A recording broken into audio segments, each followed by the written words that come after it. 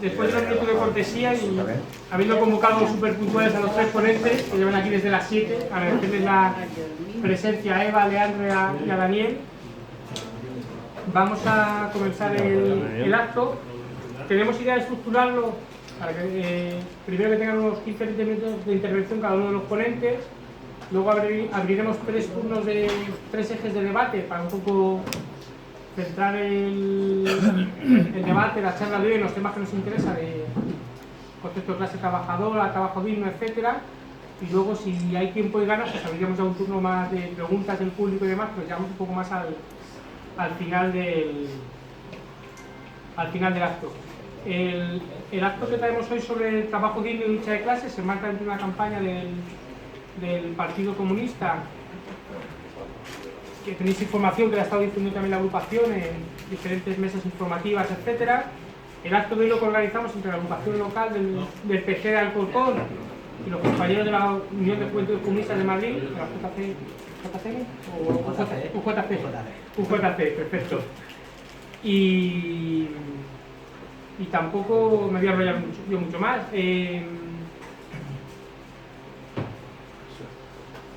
La semana pasada, en el puesto informativo que comentamos aquí en la agrupación, se estuvo repartiendo un folleto explicando un poco información relativa al acto. Poníamos un poco algunos datos, ofrecíamos relativos a la situación de precariedad y explotación de los trabajadores y trabajadoras en Alcorcón y en Móstoles, pues tuvimos un poco con datos de toda la comarca, y saldrían dos indicadores que nos parecían relevantes, que se destacaron en esa octavilla. Uno era el mayor grado de exclusión del mercado de trabajo a través de una mayor tasa de desempleo y de exclusión del acceso al empleo de las mujeres. Es decir, el 60% de los parados, 6 de cada 10, son mujeres, en Alcorcón y en Móstoles, en un dato que no es solo de esta comarca, sino que a nivel general son las mujeres las que sufren en mayor medida el problema de desempleo. Y también salió un dato bastante relevante con el tema de los parados, es que la mitad de los parados tenían 45 o más años. Es decir, siempre se pone mucho énfasis, y es verdad que es un problema también relevante, el problema del paro juvenil, pero cuantitativamente, cuando miras realmente cómo afecta el problema, el drama del desempleo, la presión del desempleo, la mayor parte se concentra en trabajadores y trabajadoras de más de 40 años, en muchos casos con cargas familiares y con familiares que dependen de ellos.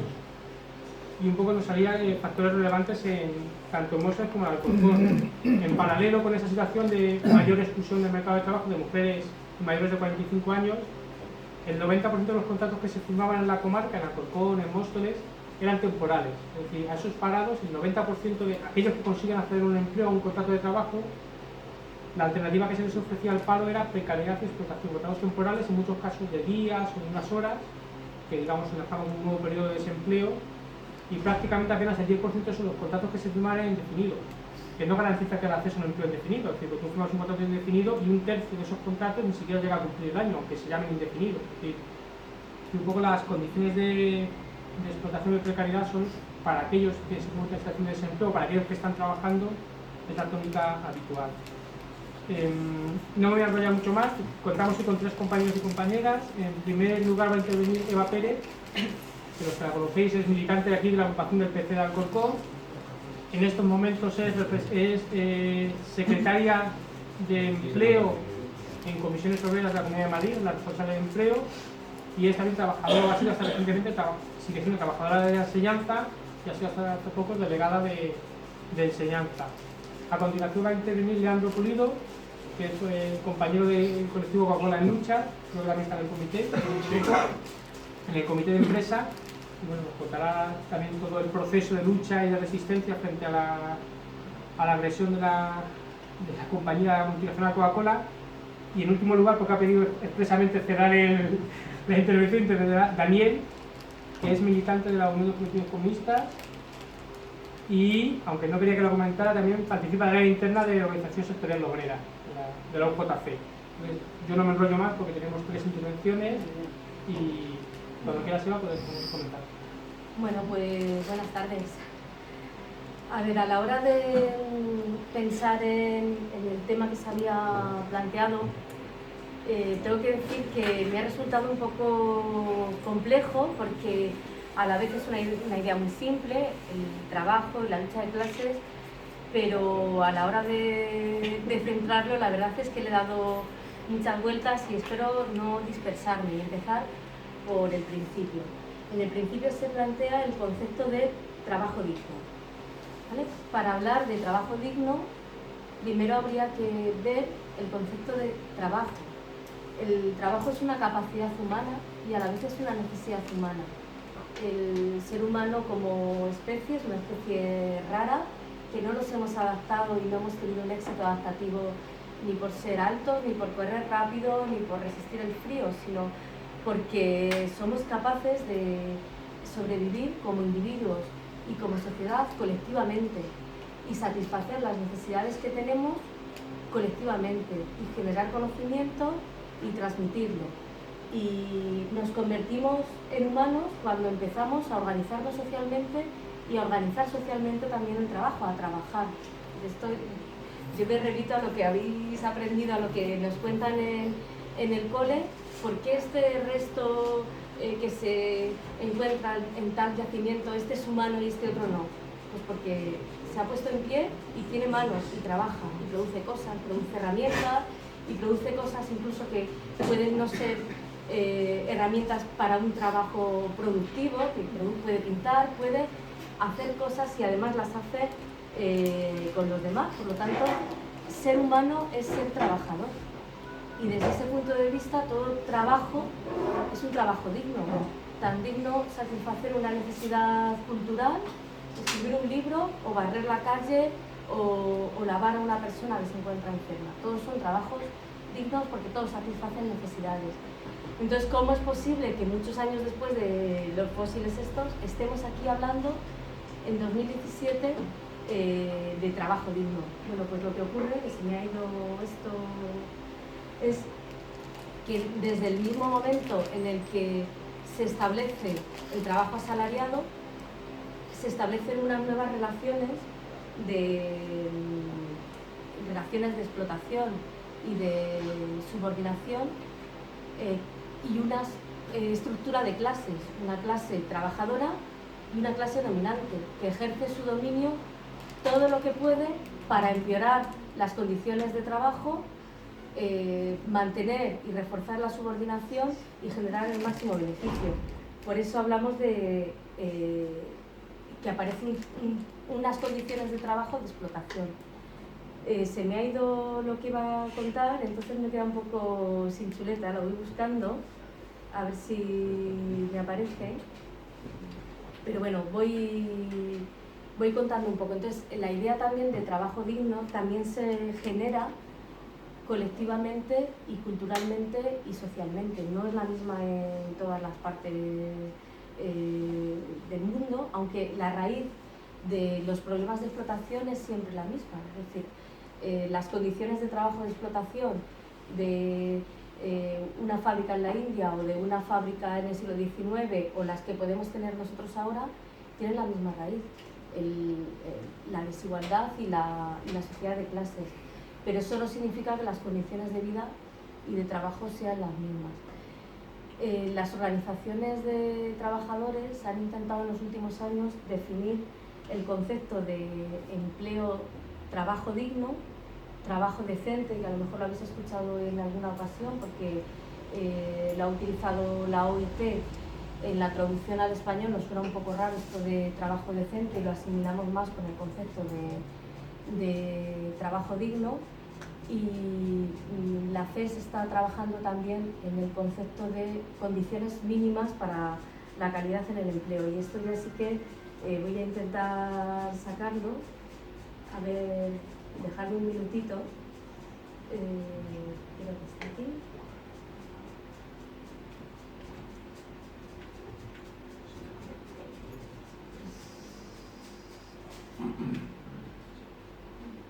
Pues no puedo, es que he perdido el documento. ¿Y en el móvil? En el móvil sí. Bueno, ahora cuando os lo pueda leer, habla de diferentes cuestiones, ¿no? De buenos salarios, posibilidad de conciliación, de conciliar la vida laboral y la vida familiar, de trabajo seguro. Con trabajo seguro se refiere al empleo estable, de trabajo con cobertura y con posibilidades de organización sindical, de tener un tiempo de trabajo limitado, pero ya a la hora de definir cuáles serían los objetivos para conseguir eso, porque qué es un buen salario, qué es un trabajo seguro, pues es cuando ves cómo hay enormes diferencias entre unos sitios y otros y cómo lo que percibimos como condiciones de trabajo pues depende mucho y en gran medida del contexto en el que vivimos, porque por ejemplo a la hora de hablar de jornadas limitadas, habla de que el trabajo no supere las 48 horas, y esto lo está haciendo una confederación de sindicatos en el ámbito europeo, cuando desde luego las 48 horas de jornada no forma parte de nuestras aspiraciones, ¿no? Bueno, yo creo que con esto empezaba a contestar algunas de las cuestiones que se planteaban. Es decir, la explotación sí es endémica del capitalismo, es la misma en todas partes, aunque no se ejerza con la misma intensidad, porque tiene la misma raíz. Es decir, se basa en que hay explotación por el trabajo asalariado y por eso existe una sociedad de clases. Si no existiese el trabajo asalariado ni la explotación, no sería capitalismo, sería otra cosa. Luego, está en la propia raíz del capitalismo el hecho de la explotación y el hecho de que el trabajo pierda esa capacidad de satisfacer necesidades humanas y orientarse a la satisfacción de necesidades humanas y se oriente a otras cosas. No son únicamente las condiciones de trabajo, sino para qué trabajamos, qué queremos producir y qué tipo de bienes, de servicios, de atención para las personas queremos conseguir con nuestro trabajo. Y también decían, otra de las preguntas que se hacían era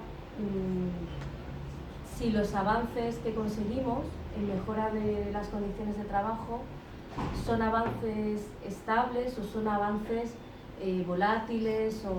Bueno, nunca los avances son definitivos, ni los retrocesos tampoco, porque cualquier avance en condiciones de trabajo depende de la correlación de fuerzas que hay en ese momento y de los límites que se puedan poner a la clase dominante, porque por sí misma no tiene límites, como sabemos. Es decir, el único límite que tiene es que el trabajador siga vivo y produciendo.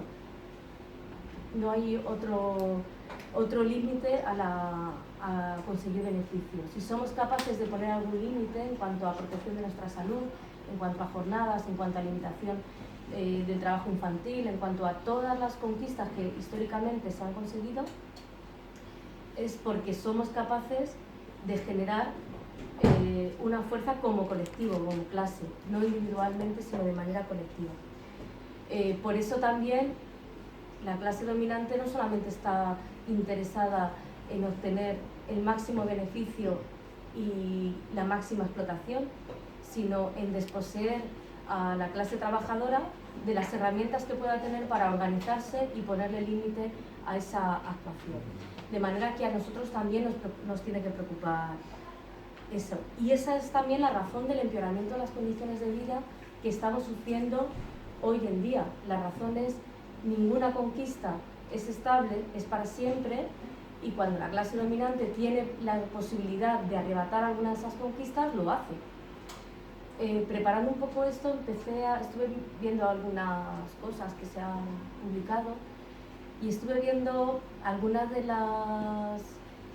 ponencias que hemos hecho en escuelas sindicales cuando empezó que llamamos la llamada crisis, ¿no? Y entonces me llamaba la atención el relato de es que hay unos activos financieros tóxicos. Esto ya no suena muy antiguo, ¿no? Que estaban en determinado sitio y esto ha generado un problema de recesión y por eso nos pasa lo que nos pasa. Bueno, por eso nadie niega que eso sea cierto, y también porque ante esa situación la clase dominante aprovecha para atacar un poco más y para ir. De hecho, ahora cuando escuchamos esto nos suena un poquito antiguo, porque es evidente que la destrucción de empleo, la destrucción de condiciones de trabajo y la destrucción de derechos que hemos tenido no puede explicarse solo y únicamente, ni siquiera en gran medida, por esa crisis que empieza como una crisis financiera, sino como un elemento y como una agresión de la clase trabajadora, y por eso tampoco se puede llamar crisis. Lo que entra en crisis son los mecanismos de explotación que han existido antes, durante y que existen y existirán después de superada esta crisis, y se sustituyen por otros. Bueno, voy a ver si... Y bueno, y esto ha repercutido ahora mismo en una serie de condiciones de trabajo y de vida de la clase trabajadora ahora. Unas de ellas son condiciones objetivas, condiciones de empobrecimiento general del conjunto de la clase. Empobrecimiento porque se ha incrementado el desempleo, y aunque digamos ahora se están recuperando o están disminuyendo las cifras de desempleo, pero no están en la situación de antes del inicio de destrucción. Es decir, se ha destruido mucho empleo y se crea mucho más despacio de lo que se ha destruido. Además, se sustituye empleo de calidad por un nuevo empleo que se genera, que es un empleo precario, en el sentido de empleo muy temporal, con bajos salarios, con bajas condiciones, con jornadas cortas, y es en esa temporalidad donde se ceba esto que además hemos dado en llamar pobreza laboral, y que cada vez afecta a más gente, y los abusos que vemos cada día, ¿no? De cómo los trabajadores con jornadas parciales, que son de los que más sufren la precariedad, pues es donde recae el exceso de horas extraordinarias. Pero es que entre los propios desempleados, que son muchos y muchos más que al inicio de la crisis, tenemos un nivel de protección muy bajo. Aproximadamente la mitad de las personas en desempleo no tienen ningún tipo de protección, y de los que tienen protección, por ejemplo, en la Comunidad de Madrid nos llega al 50% el número de desempleados que tienen algún tipo de protección. Es decir, la mayoría de las personas que están en desempleo no reciben ninguna ayuda, y muchos viven en familias donde todos sus miembros están en paro. Y de los que reciben algún tipo de protección, que son cada vez menos y mes a mes van siendo cada vez menos, pues una parte importante recibe subsidios. Es decir, está también fragmentado los que reciben protección, porque los que tienen una prestación por desempleo tienen una prestación media de 800, 850 euros en el caso de Madrid, pero si nos vamos a subsidios ya nos bajamos a 400 euros, a cantidades mucho menores. Por lo tanto, tenemos una clase trabajadora muy empobrecida, que se va empobreciendo tanto los que no tienen empleo, como aquellos que sí que consiguen un empleo, pero es un empleo precario, como los jóvenes, los estudiantes, las familias que dependen del salario de los trabajadores, como las personas pensionistas, como las personas que se dedican a los cuidados, etc. Bueno, además de este empeoramiento de las condiciones objetivas y empeoramiento de la protección social, está una pérdida de las herramientas para organizarse. Yo puedo retroceder en mis condiciones de trabajo. Sé que me han podido reducir las condiciones salariales, incrementar la jornada, despedir a compañeros, pero si mantengo las herramientas de lucha, sé que voy a conseguir recuperarlos algún día. Tengo que organizarme, tengo que no rendirme con mis compañeros, no parar, ser firmes y poder recuperar las condiciones que he perdido. El problema es que como esto es un ataque de clase, y es un ataque de los que dominan, los que tienen el poder hacia la clase trabajadora, también han aprovechado, y esto no es por ninguna recesión, sino por una voluntad política, para criminalizar la movilización, para perseguir a sindicalistas que hacen huelga, para perseguir el derecho de huelga, para perseguir cualquier derecho a organizarse, a manifestarse y a protestar, como bien sabemos, y bueno.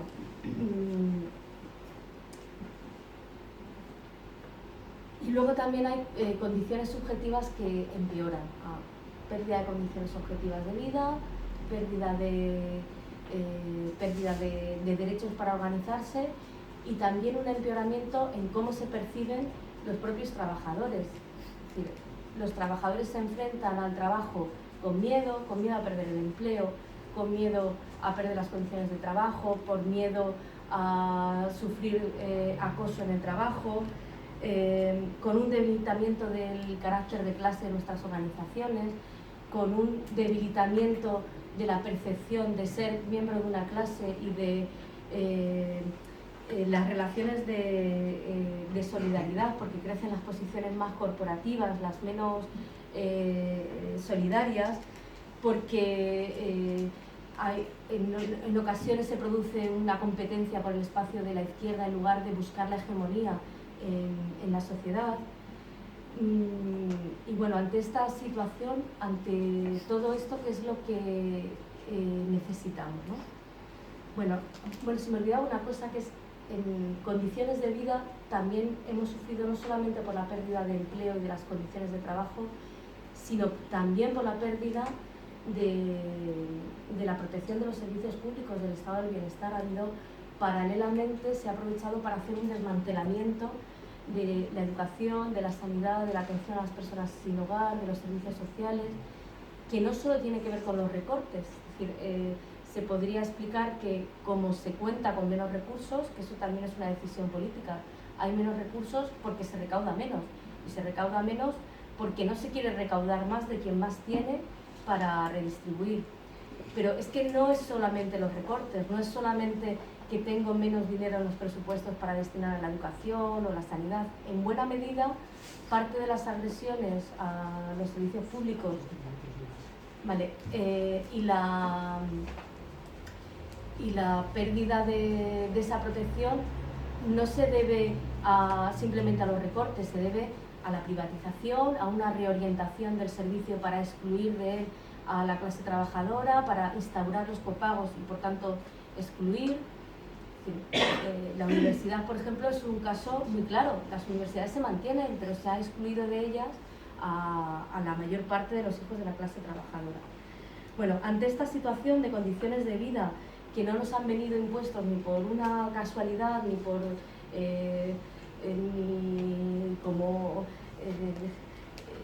ni por una tormenta, ni por un fenómeno, sino que es un fenómeno político y una agresión a la clase trabajadora, nosotros ¿qué podemos hacer, ¿no? Bueno, pues primero tenemos que entender y mantener la vigencia de la lucha de clases y utilizar esta perspectiva para analizar todo lo que nos pasa, porque todo lo que nos pasa en cómo se organiza un hospital o cómo se organiza una calle o hasta el tiempo, tiene una lectura de clase, tiene a quién beneficia, a quién toma las decisiones, para quién se hacen las cosas y a quién se excluye, a quién perjudica. Superar la fragmentación de la clase, que más o menos, no me voy a entretener, pero más o menos quedaba explicada con lo que decía antes. Tenemos una clase muy heterogénea, con personas con empleo y personas sin empleo, esa ya es una fractura. Y entre los que tienen empleo, la mitad de los trabajadores tienen un empleo indefinido y a jornada completa, entre la otra mitad está todas las diferentes formas de precariado. Y los que tienen entre los desempleados, los que tienen protección y los que no la tienen y llevan mucho tiempo en paro y se han desanimado. Esa fragmentación hay que superarla siendo conscientes de la diversidad, pero siendo conscientes de que los intereses son diversos pero no contrapuestos, sino solidarios, coherentes, comunes y antagónicos, no entre nosotros, sino antagónicos frente a la clase dominante. Tenemos que organizarnos en una movilización continuada y por eso necesitamos las dos cosas, organización y movilización. Necesitamos organizaciones sindicales que tienen que ser amplias, que tienen que ser de masas, que tienen que ser capaces de articular y de organizar la fuerza de la gente, es decir, y para organizar tienen que partir de unas bases, tienen que implicar, dar participación, ser democráticas, porque si no, la organización no será organización, será burocracia, pero si las personas no pueden participar en su ámbito, en su empresa, en su sector, falla la organización. Y necesitamos una movilización que sea sostenible, que no sea dispersa y que vayamos avanzando y mantengamos las movilizaciones generales con perspectiva de clase, porque movilizaciones tenemos muchas, algunas muy duras, algunas heroicas, algunas que se han convertido en en ejemplos y en símbolos para toda la clase trabajadora, pero en el último periodo no hemos tenido ninguna huelga general y los problemas que sufre la clase trabajadora son comunes en gran medida. Tienen que ver con cómo se organiza el mercado de trabajo y son solidarias en el sentido de que cuando uno gana la batalla no la gana ese solo, sino que contribuye al avance de la clase y al fortalecimiento de la clase. Y ya, disculpadme que me haya perdido un poco al perder el documento, luego si queréis preguntar alguna cosa más.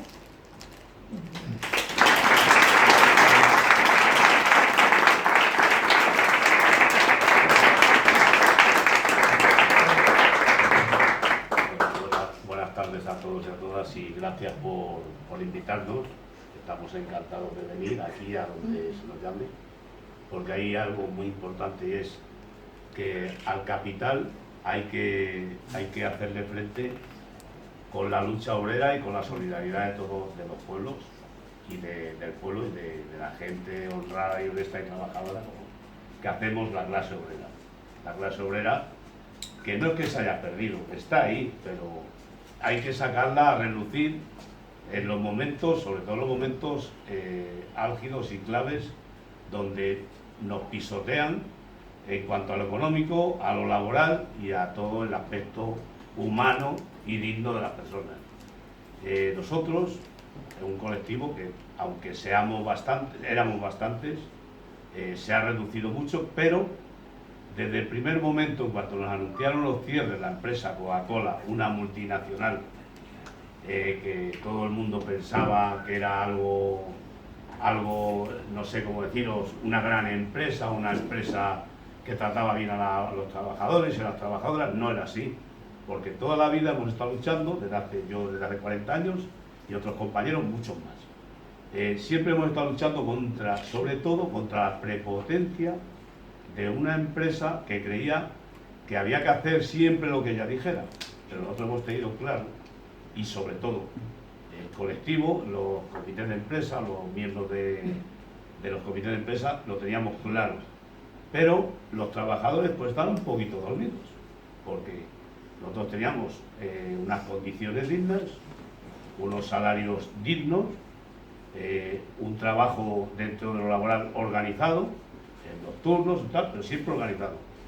Y en un momento determinado la empresa pues decidió cerrar por una serie de motivos, los cuales en ningún momento explicó de que fuera nada económico, ni técnico, ni nada, simplemente organizativamente sí dijo que era organizativo y tal, pero en un momento determinado dice: voy a cerrar 4 plantas en España y una es Fuenlabrada.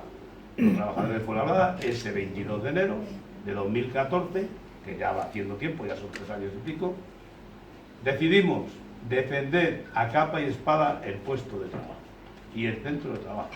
Desde el primer minuto, del primer momento, dijimos: hay que defender el puesto de trabajo, pero vamos, hasta el final. Ese 22 de enero convocamos la huelga y el día 31 de enero de 2014 ya estábamos apostados en la puerta de la fábrica y expandiendo por todos los medios posibles el conflicto a todo el mundo mundial. Ahí empieza 2 meses de huelga indefinida. En esos meses nosotros estábamos trabajando la logística y en las calles repartiendo propaganda, haciendo conciertos, haciendo manifestaciones, concentraciones, y íbamos las nuestras más allá donde había cualquier concentración, y había que apoyar o ayudar a compañeros y compañeras de cualquier empresa. Por ejemplo, hablo en esos momentos de Panrico, etcétera, que Panrico estaba inmerso en una lucha fratricida en ese momento y muy dura también. En la marcha de la dignidad, en todo. En el mes de marzo la empresa se inventó un ERE voluntario al cual se inscribieron muchos compañeros y compañeras nuestras de toda España, de todos los grupos de Coca-Cola que había en España, de los 5 grupos. nosotros seguimos, y en el mes de marzo, a final de marzo, el 1 de abril, nos despidieron. Fue el despido disciplinario, despedidos, pero nosotros seguimos en la brecha. Estábamos desempleados, tal. Seguimos en la brecha y hicimos la demanda. A últimos de marzo se preparó la demanda y el juicio fue el 3 de junio.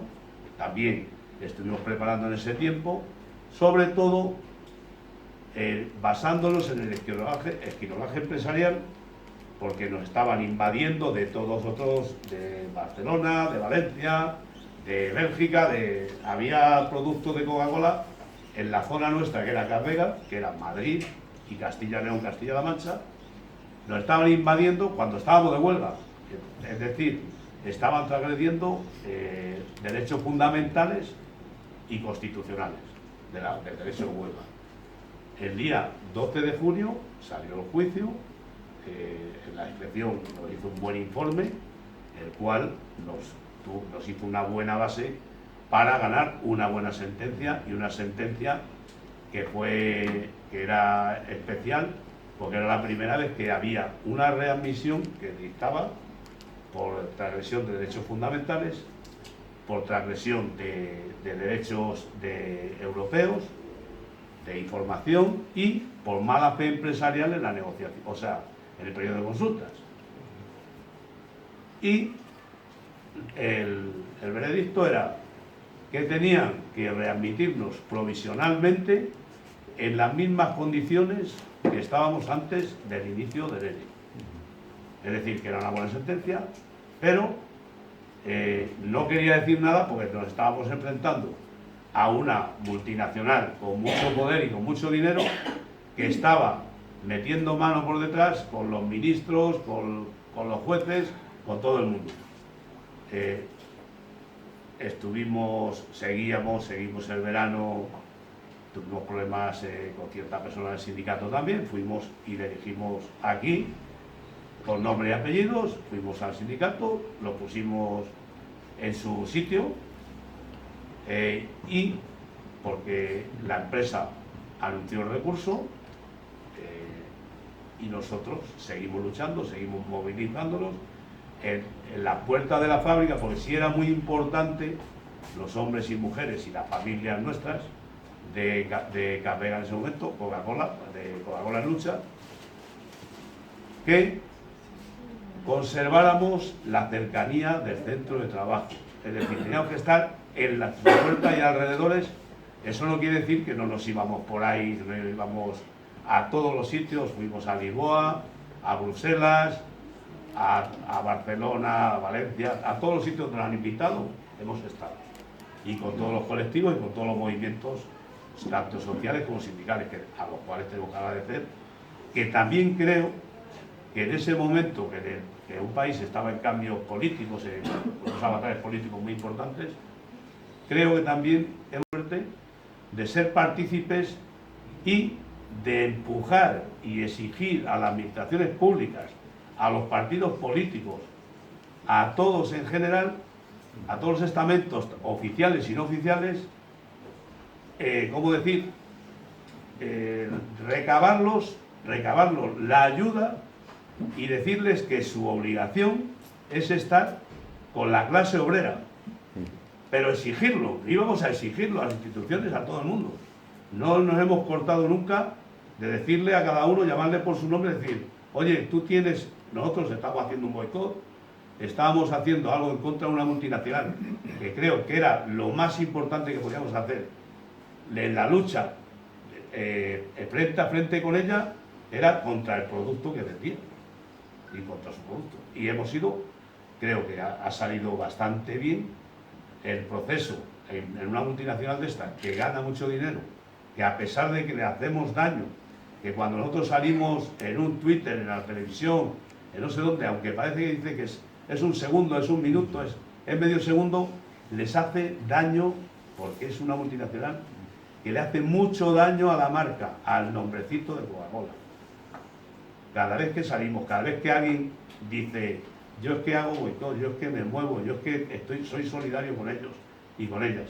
Y luego también tenemos que agradecer mucho a nuestras mujeres, a nuestras compañeras, a nuestras familias, a vosotros en general, a todos y a todas, porque cada uno y cada una se ha solidarizado y se ha metido en el pellejo nuestro, en nuestro pellejo. Y decir que sindical y en lo sindical decidimos una cosa, que teníamos que llevarlo nosotros mismos. Es decir, el conflicto podíamos exigir, pedir, ir a cualquier partido político, al que fuera. En ese momento los había de una índole, ahora han cambiado, pero al final hemos incidido en ello. Pero eso sí, la organización sindical es nuestra. Era nuestra, sigue siendo nuestra, porque si teníamos algo claro, que lo organizábamos nosotros o no, cada uno nos iba a llevar, si podía, a su lado. Por supuesto, la ayuda sindical del sindicato, en nuestro caso Comisiones Obreras, ha sido total y absoluta. Ha habido sus excepciones, lo hemos marcado, hemos puesto a cada uno en su sitio y punto. Y ahí se queda todo. Está arreglado, está solucionado. Tanto Madrid como la estatal, como las locales, las comarcales, nos han ayudado todos y todas. Nosotros también es verdad que hemos dicho vamos a estar, hemos dado del pecho y estábamos de noche, de día, las 24 horas, lo que hiciera falta y seguimos. Y si hay algo muy importante que hemos concienciado a los compañeros y compañeras de trabajo a que tienen que luchar, a que tienen que defender su puesto de trabajo, que no tiene que venir y decir, mira, Comisiones Obreras, tiene que venir a hacerlo. No, yo soy Comisiones Obreras. O yo soy el partido político que sea, pero yo soy un trabajador, una trabajadora, y tengo el derecho y la obligación de defender mi puesto de trabajo y ser solidario o solidaria con los de al lado y con los que estén lejos también, con todo el mundo, con toda la clase obrera. Avanzando, la empresa no paraba, ahora avanzó la empresa, aunque sea un poco lioso, pero hay que decirlo.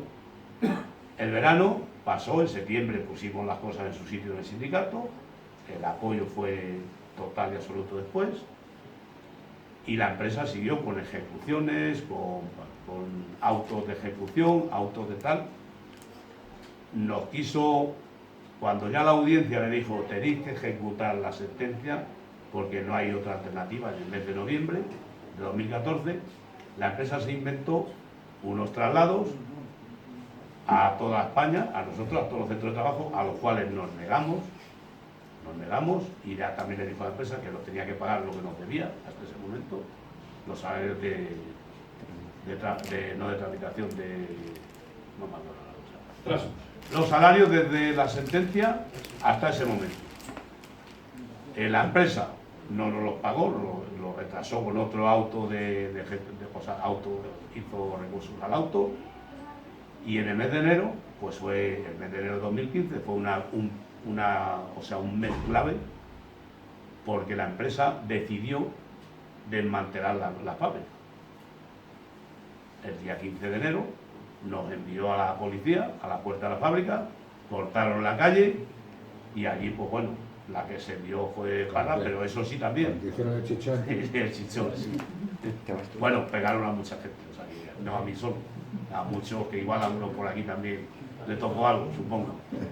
Seguro que hay alguien por aquí que le tocó algo.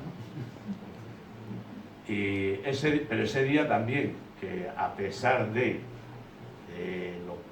lo que hicieron, sí es verdad que se concienció mucha más gente, porque se vio en la televisión, en todos los sitios, se vio lo que había, que era que la Comunidad de Madrid en ese momento, Cristina Cifuentes y Fernández Díaz, habían lanzado a la policía a defender a una empresa que no cumplía una sentencia, por lo tanto estaba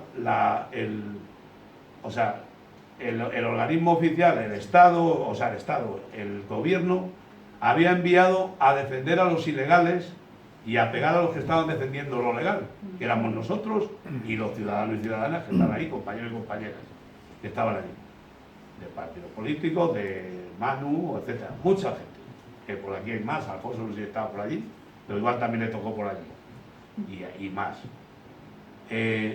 Eso quiere decir que por mucha fuerza que hagamos nosotros, ellos están rodeados, hacen su círculo, como están haciendo con la corrupción y con todo, hacen su círculo y se defienden unos a otros, porque lo normal era que la audiencia hubiera tutelado la sentencia de los trabajadores que habían ganado la sentencia. Es decir, que no hubiera dejado a la empresa entrar allí para nada, ni mandar a la policía, ni que nadie pudiera mandar a la policía allí, a por nosotros. Estuvimos ávidos, se solucionó el problema, pero claro, de ahí salen pues demandas, por ejemplo, al compañero Juan Carlos, la demanda de los 8 millones de euros, la demanda de la que se ha ganado ahora, se ha sobreseído y tal. Pero empiezan demandas y tal a hacer lo que decía la compañera Eva, a hacer que los trabajadores y trabajadoras tengamos cada vez más difícil el organizarnos. Porque aunque queramos, es mucho más difícil. Nuestro deber y nuestra obligación es hacerlo. Pero nos ponen las cortapisas cuando tú te escapas por aquí, dicen cierre. Cuando te vas por ahí, dicen 315.3. Cuando te vas por otro sitio, dicen vas a rodear el Congreso, pues lo cerramos, lo vayamos. O sea, y al que pillemos al lado, lo metemos para adentro o al bombero y le enjuiciamos, le penamos.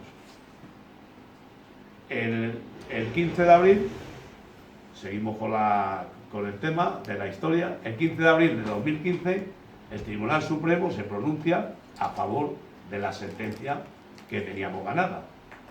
Pero la empresa sigue poniendo cortapisas a la ejecución real, a la ejecución en el puesto de trabajo y a la reapertura del centro. Y en julio ya avisan que nos van a readmitir, pero nos mandan unos cursos en el mes de agosto, que fuimos a los cursos y tal, que no los dimos los cursos porque nosotros no era la readmisión regular, o sea, que tenían que hacer, pues ya sí era una readmisión regular. Y en septiembre se inventaron, el día 7 de septiembre entramos a la fábrica, al centro de trabajo, lo recordaréis que fue sonado y tal, los primeros 85 compañeros y compañeras que entramos. Pero la empresa se guardaba la sorpresa que quería meter a los 85 para los demás, hasta 236, no dejarlos entrar al centro de trabajo ya nunca más. Seguimos luchando, seguimos peleando y al final conseguimos que aunque la audiencia, en connivencia con la empresa, se inventaron un auto de readmisión que no tenía nada que ver con nuestro puesto de trabajo habitual ni con lo que teníamos en el centro de trabajo, que era la producción y distribución de bebidas de Coca-Cola. Pero, aún así, nosotros hemos seguido luchando contra ello. Entramos los 236, algunos se han ido, se han prejubilado o se han ido, tal. Pero, que quede claro, los que estamos allí, los 170, seguimos en la brecha. Hemos seguido dando el callo porque cada día, aún no teniendo, porque nosotros, la readmisión que se inventaron en connivencia la Audiencia Nacional y la empresa, lo primero, que no la han cumplido. O sea, no la han cumplido. O sea que la audiencia, en su esa decir, bueno, pues como estáis cobrando, pues ya cobráis, pues oye, que ya lo tenéis todo claro. Pero no, pues nosotros lo que queremos es estar como estábamos, con un centro productivo, porque para eso hemos estado luchando y seguimos luchando. Y la empresa, en octubre de 2015, se inventó, o sea, nos aplicó el 41. El artículo 41 del Estatuto de los Trabajadores, que ahora lo hemos echado abajo. Y estamos en periodo de que nos avisen del cumplimiento o como mínimo de lo que el Tribunal Supremo nos ha ratificado a ellos en el auto de ejecución de septiembre de 2005. O sea, perdón, de 2015. Y ahora estamos otra vez, porque nosotros lo que queremos es que haya trabajo real y efectivo. No un trabajo indigno. No digo indigno porque sea trabajo de que a mí, por ejemplo, me manden a la limpieza o me manden de jardinero. No, pues si yo estaba en mantenimiento, que es un ejemplo, o el compañero estaba en transformación, lo normal es que haga tareas de transformación o como mínimo las que le asignaron en la auto de ejecución de 2015, de septiembre. Pues ni han cumplido eso, sino que además los han cambiado de puesto de trabajo, aplicando el 41, que lo empezaron a aplicar antes de acabar el periodo de consulta. Vale. No, pues, Sí, no, sí, bueno. Perdonad que es muy extenso y igual me quedo luego corto la explicación, pero bueno, luego hacéis las preguntas que si os quedan dudas y tal.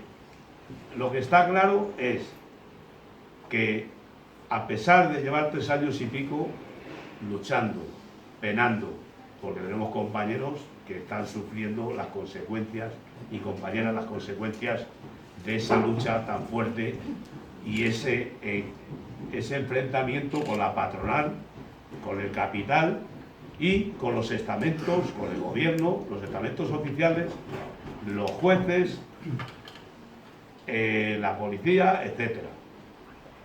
Pero queda claro que vamos a seguir, que estamos dando callo, lo vamos a dar, que os necesitamos y que nosotros vamos a estar donde haya que estar y donde nos invitéis a ir y donde nos enteremos y donde nos llaméis. Si no nos llamáis y nos enteramos, vamos a ir también. Mientras nadie nos diga que nos vayamos o que no estemos allí, vamos a ir. Iremos allí, oye, pues mira, venimos por aquí a dar una vuelta, ¿qué pasa por aquí? Pero que lo vamos a hacer. Y que quede claro que también quiero decir que en lo judicial hay que echar abajo el artículo 315.3, aunque ya parece que está nuestros partidos políticos más allegados están en ello, pero si hay una cosa, nosotros también tenemos que exigirlo. Es nuestra obligación, nuestro deber, exigirlo y también exigir que a los que están o bien ya condenados o bien en proceso de tramitación de condenas en juicio o tal, como los compañeros estos del otro día que estuvieron Julián Camarillo en el juzgado, que los han juzgado y están esperando sentencia, decir que huelga no es delito y que por luchar no se debe condenar a nadie. Y por luchar, por supuesto, trabajo mucho menos. Y por luchar por un trabajo digno y un salario digno, que nos duele mucho, que por ejemplo en nuestra empresa, que no hay salarios de entrada para nadie, que el que entra hoy cobra, salvo la categoría o esas cosas, cobran el mismo salario que otro compañero o compañera que lleve un año o que lleve más y tiene los mismos derechos para toda su vida. Y quede claro que eso creo que es muy importante, que no debemos cambiar en ningún momento empleo por salario, porque si cambiamos el salario al final nos echan también de la empresa, pero con menos dinero. Que el dinero, nosotros ya dijimos que no queríamos su dinero, que queríamos trabajar. Seguimos diciendo lo mismo, que queremos trabajar y trabajar en una empresa productiva como era y como nos dicta la sentencia, que para eso lo hemos ganado y entre todos y todas lo hemos conseguido. Pues nada, cuando queráis preguntar.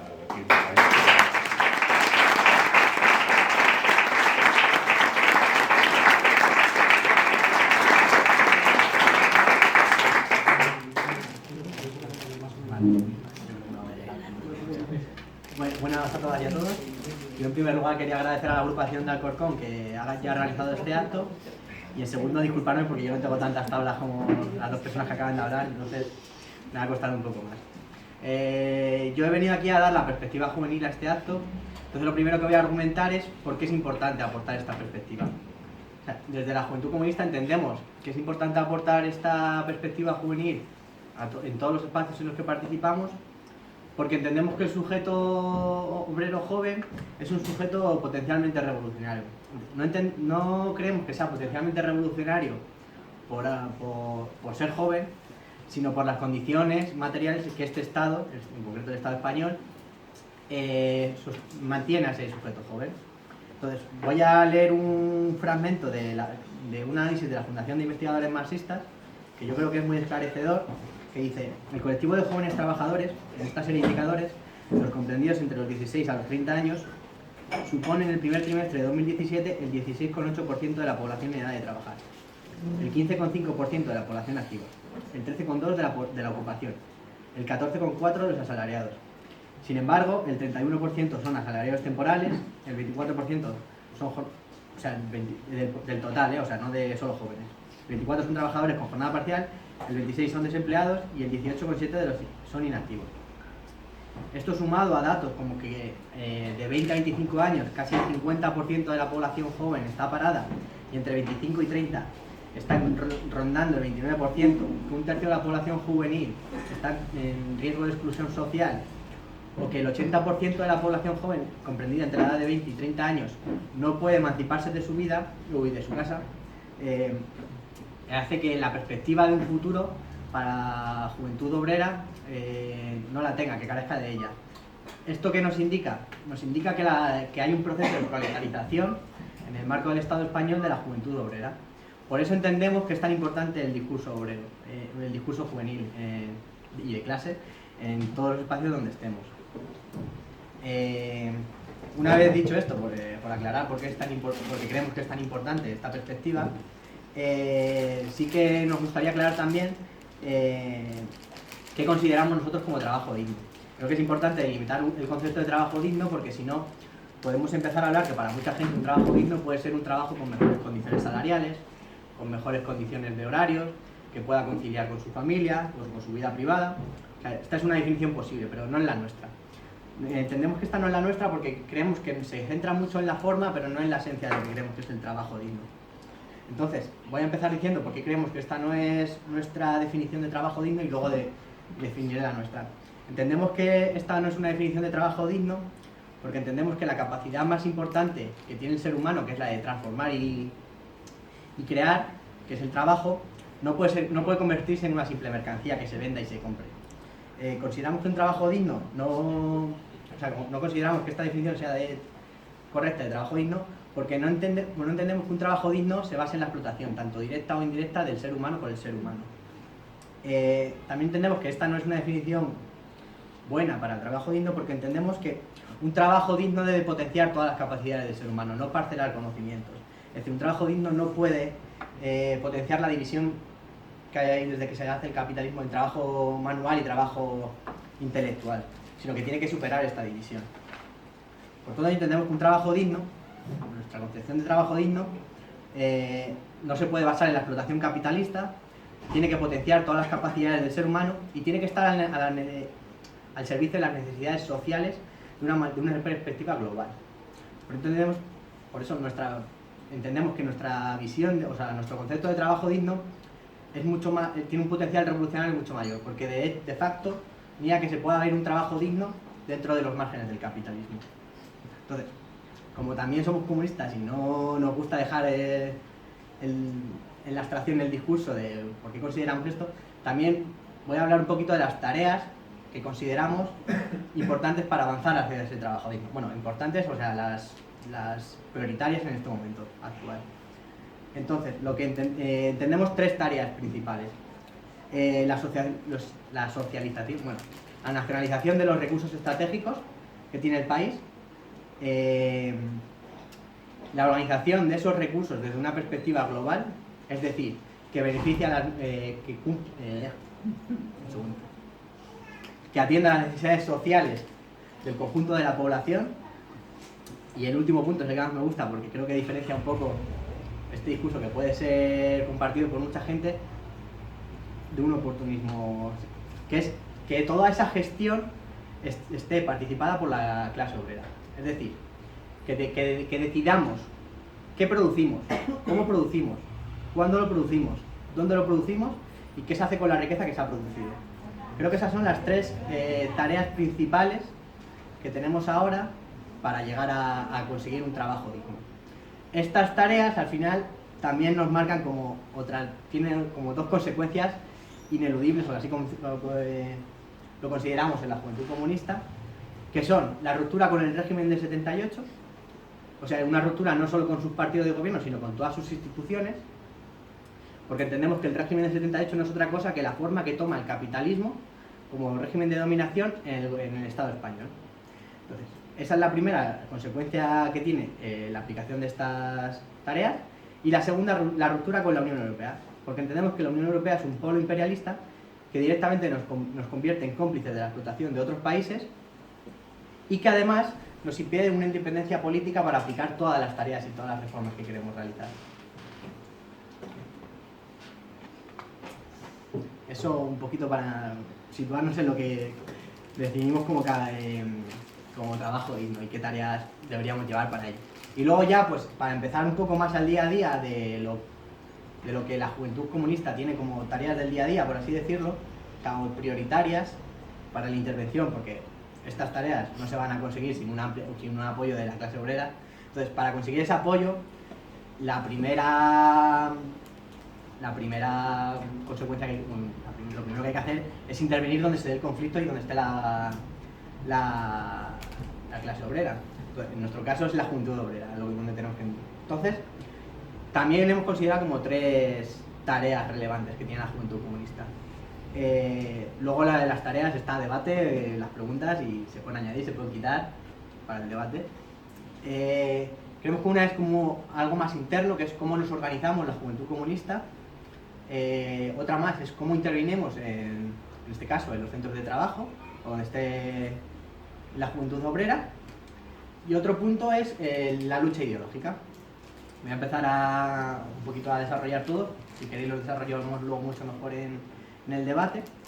La primera es una tarea organizativa, y no ocurre solo con la juventud comunista, creo que ocurre con todas las organizaciones juveniles que se consideran transformadoras o de izquierda, y es como conseguir que una organización donde su mayor parte de la militancia es universitaria, que está tocada al trabajo universitario, cómo conseguir que ese trabajo volcarlo al ámbito laboral. Entonces, por aquí lo que la juventud comunista vemos, a diferencia de cómo se organiza el partido, lo que nos organizamos es sectorialmente, o sea, para incidir en donde está la juventud obrera, en todo caso sería estudiantil, vecinal y obrera. Yo me voy a centrar en la obrera.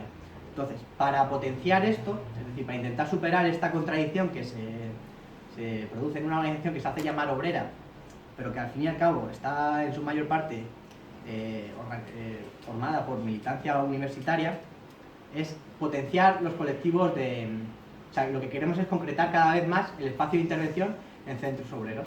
Es decir, por ahora no tenemos capacidad para tener colectivos de centro de trabajo, pero lo que sí que hacemos es colectivos de rama, colectivos de sector, con la tendencia a un futuro de concretar esa intervención en los centros de trabajo.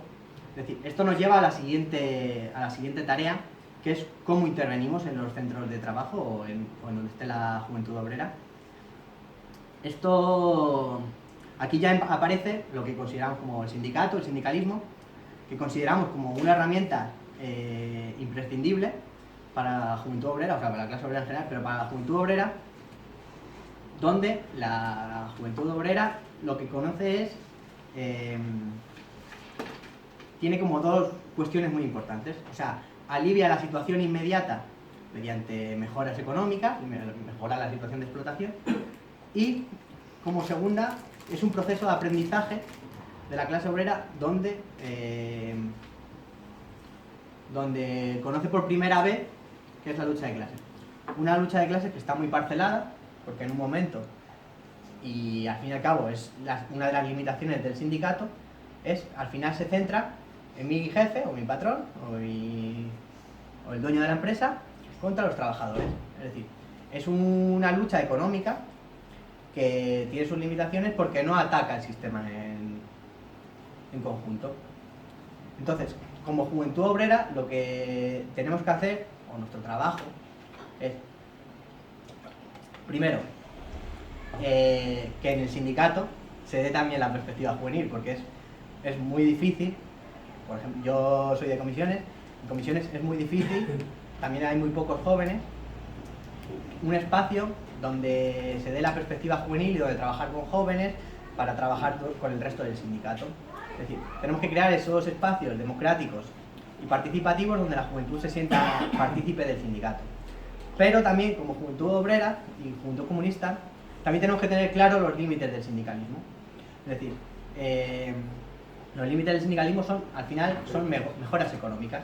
Entonces tenemos que ver, una de las tareas principales es cómo damos ese salto, ¿no? De cuando intervenimos en el centro de trabajo, de la lucha sindical o la lucha económica meramente, a la lucha política. Y eso creo que es casi la gran pregunta, ¿no?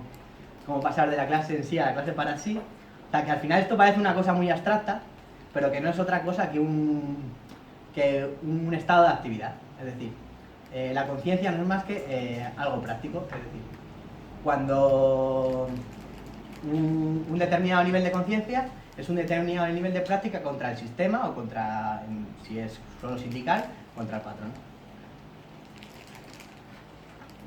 Entonces, creo que un ejemplo muy significativo de ese paso de lucha económica del centro de trabajo a una lucha política creo que son los compañeros de Coca-Cola, donde casi se han conformado con un movimiento social que va a todas las luchas, a cualquier lucha.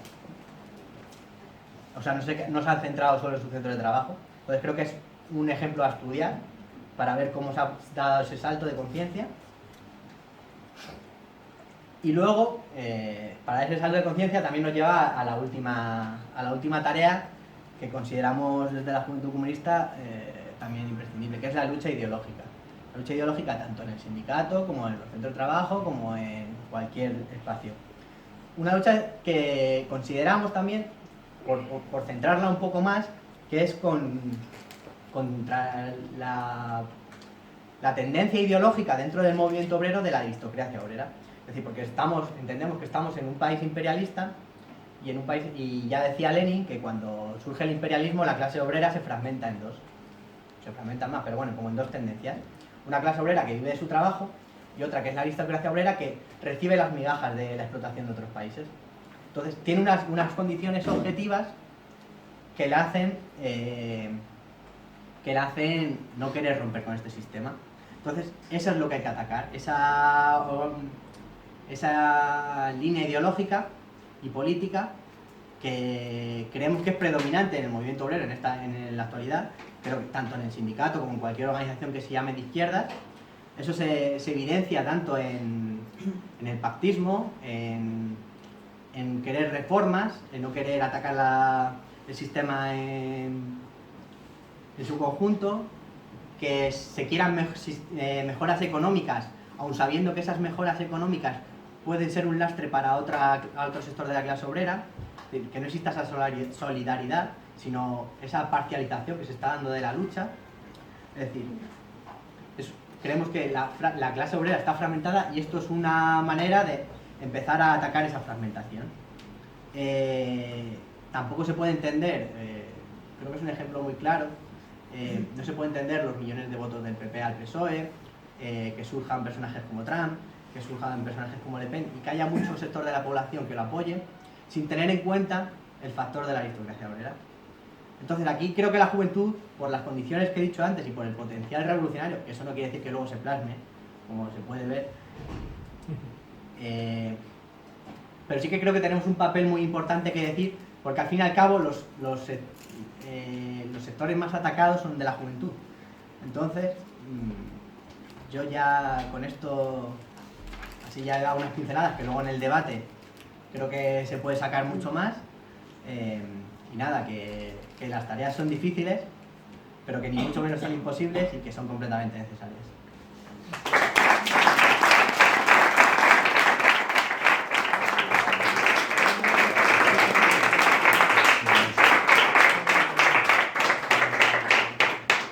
Bueno, pues ahora, digamos, teníamos pensado plantearles 3 temas para que cada uno desde su diferente posición un poco se fueran posicionando, dando opinión.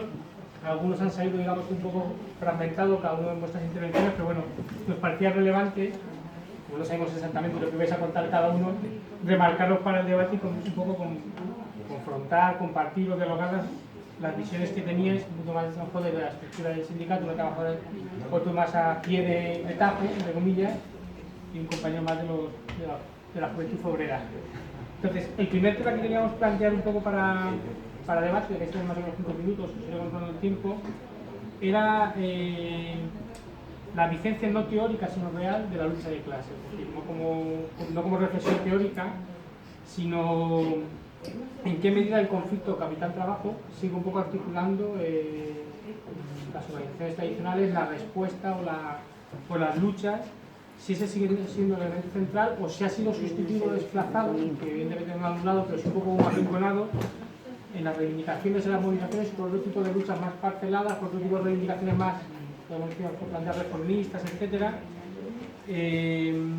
Y también qué papel juega, que evidentemente no es neutral, la promoción de luchas, de conflictos, la creación de conflictos también a nivel mediático, que en lugar de lucha de clases lo que plantea son conflictos dentro de la clase, y trabajadores privilegiados versus trabajadores menos precarios o con peores condiciones, indefinidos frente a temporales, nativos autóctonos frente a inmigrantes, es decir, ese tipo de conflictos que intentan fragmentar la clase trabajadora, que digamos es un poco un hilo recurrente de a la hora de plantearlo.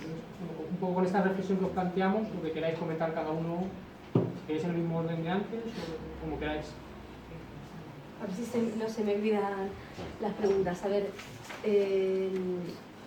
la vigencia de la lucha de clases existe y sigue existiendo porque siguen existiendo relaciones de dominio y subordinación, siguen existiendo relaciones de explotación y porque siguen existiendo intereses que son antagónicos, y la mayoría de las decisiones que se toman y la mayoría de los sucesos que ocurren tienen que ver con esa lucha de clases, el para quién, el para qué y el para quién se toman esas decisiones.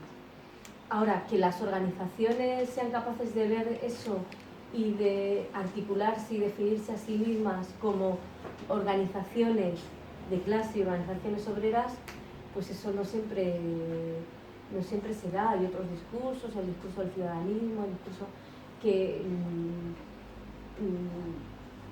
no es que entren en contradicción, pero realmente lo que hace que lo que nos define y define nuestros intereses fundamentalmente, los de cada uno y cada una, además desde el momento en el que nacemos, es el hecho de haber nacido en una determinada clase social. Eso va a condicionar nuestros intereses y nuestras necesidades y nuestras capacidades y nuestras a lo largo de toda nuestra vida. Ser conscientes de eso y organizarnos en función de eso es vital para que tengamos éxito. Por lo tanto, tenemos que evidenciarlo, tenemos que evidenciar que somos trabajadores y tenemos intereses como trabajadores y trabajadoras, que no son trabajadores, no son intereses aislados, ni autónomos, ni individuales, aunque sean individuales propios de cada uno, y cada uno no tiene una satisfacción de manera individual, sino de manera colectiva. Ese es el objetivo de organizarse, porque nuestras organizaciones, para ser útiles, tienen que ser organizadas, tienen que ser de masas, tienen que ser fuertes y tienen que ser obreras. No sé si eso contesta o me dejo alguna pregunta. Porque queréis responder, yo planteo un poco un eje de temas. Sí, claro. Pues en el tema, si ha dicho Eva muy bien, nosotros en este conflicto, como pienso que debería ser en todos o casi todos, hemos tratado de que el conflicto fuera colectivo y todas las acciones que hemos tomado, hemos intentado, por lo menos hemos intentado, no siempre se consigue, pero sí lo hemos intentado y casi siempre lo hemos conseguido, que sean colectivamente, tanto cuando la empresa nos ataca por un sitio, el capital, cuando nos arrean por parte del gobierno o de donde sea, también hemos ido cuando nos demandan judicialmente o penalmente, tal, siempre hemos intentado defenderlo colectivamente y hacerlo colectivamente, porque creo que la base de la victoria, y aunque no está ejecutado al 100% y todo eso, sí hay que reconocer que es una victoria de la clase trabajadora el sacar un conflicto ante multinacionales como la nuestra y empresarios que a veces son abstractos, que no los conoces, ganar ahí y además ganar en los estamentos, tanto en los juzgados como con los jueces, con todo el sistema, pues todo el sistema está muy podrido, cuando lleva uno un tiempo luchando en ello y viendo, siendo testigo en los juicios, viendo lo que se traduce en los juicios de los testigos contrarios y todo eso, ves que cuando dicen que un compañero se lo han llevado de aquí a allí, resulta que dice que le ha llevado el compañero entre 50 y 100 metros y que temía por su vida y no sé qué. Entonces tú ves cómo está el sistema de podrido, cómo está este sistema que nos han hecho creer que estábamos en una balsa de aceite. Luego nos han hecho creer que teníamos una crisis, que la crisis realmente nos la han vendido a nosotros, nos ha pasado a nosotros, pero pues han llevado dinero a otro sitio. O sea que crisis realmente no era lo que ellos contaban y lo que decían, no, no. La crisis nos la han trasladado a nosotros porque esa crisis, ellos, a la parte patronal, a la parte capitalista, le interesaba que nosotros nos lo creyéramos, además de que seguramente lo que han hecho es diferenciar las clases a unos, los de abajo, la clase social más precaria, le han rebajado ya hasta el nivel del suelo, y los otros han subido hasta arriba. Nos hicieron creer que había una clase media, la clase media no existe, porque en el medio se cae uno para un lado para otro, pero el centro no existe, por lo menos para mi punto de vista. Y cuando dicen es que somos no sé qué, los trabajadores de arriba, no, trabajadores de arriba no hay nadie, somos todos iguales y debemos luchar no porque aquel cobre menos que yo, o que cobra un poco más y cobra menos, o tiene mejores condiciones y que las tenga peores como yo, no, todo lo contrario. Tenemos que sensibilizarnos y tener claro que no, eso tiene que ser hacia arriba, nunca hacia abajo. El paso, nosotros siempre decimos que ni un paso atrás, y eso creo que es algo que debe estar clarísimo para todos, y socialmente tenemos que ser solidarios, y eso es una palabra que la decimos mucho, que a veces no la utilizamos las suficientes veces, pero que eso nos llevaría, aunque crean, dicen, es que vosotros estáis en otro mundo, es que vivís sobre vuestras posibilidades. No, debemos vivir todos sobre las posibilidades de todos y en las posibilidades de todos y todas, porque cuando la igualdad sabemos que es una utopía, pero que debemos luchar por conseguir la utopía, porque es algo importante. Conseguir la utopía, aunque no lleguemos a ella, pero tenemos que superarnos y seguir por los caminos que llevamos y la lucha, o sea, continuar la lucha, porque estaba un poquito dormida la lucha, está dormida. Y de hecho, hace 2 años, 3 años, hubo una subida de conflictividad, de patear las calles, de surcar las calles, y que luego nos hemos creído que la política nos iba a solucionar otra vez. Pero la política no nos va a solucionar nuestros problemas. La política es una herramienta para exigir que se nos resuelvan los problemas, pero nosotros tenemos que estar siempre detrás, o delante o detrás, pero siempre tenemos que estar ahí. En unos momentos será petición y en otros momentos será exigencia, si no se cumple. Y, sobre todo, controlar a los organismos oficiales, al gobierno, a los políticos. Tenemos que controlarlos, aunque seamos nosotros.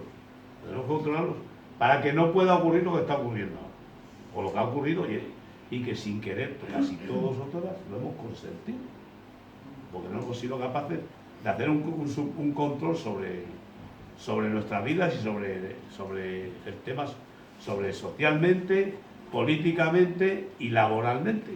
Como nos hacían creer que vivíamos muy bien y que teníamos un salario muy alto, nos daban horas, nos daban no sé qué, cosas, destajos, etcétera, pero resulta que luego llegamos a las pensiones y no nos alcanzan para vivir. Por lo que quiero decir que tenemos que estar socialmente, ser solidarios, seguir luchando, que a pesar de que nos puedan decir, pero si no conseguís nada, siempre se consigue algo. Y algo casi siempre es mucho. Algo es mucho. Porque como mínimo es no retroceder. Y no retroceder ya es una victoria. Por lo tanto, si conseguimos algo, es doble victoria, porque conseguir esto cuesta mucho. Perderlo no cuesta nada.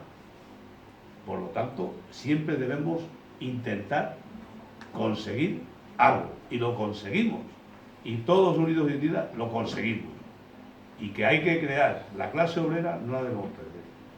La clase obrera la tenemos que crear, seguir creando, seguir luchando. Los jóvenes también tienen que dar ellos en el callo, que quede claro, tienen que aprender de todos nosotros y nosotras, pero que también tienen que saber que tienen que dar el callo y no se pueden dormir, que no solo es cosa, lo que decíamos antes, no, mira, que no va a solucionar, no, no va a solucionar algo, pero nosotros tenemos que exigirlo, y a los jóvenes también hay que pedirles que con conciencia, y no digo que sea solo la vuestra, la de todos y todas, pero que hay jóvenes muy concienciados, lo hay menos, como mayores y como ciudadanos normales. No todo el mundo está concienciado para la lucha, pero debemos intentar que se conciencien para la lucha y lo conseguiremos. Y lo he contestado. Hago lo que queráis, Vale. no hay respuestas buenas o malas. No. Dale.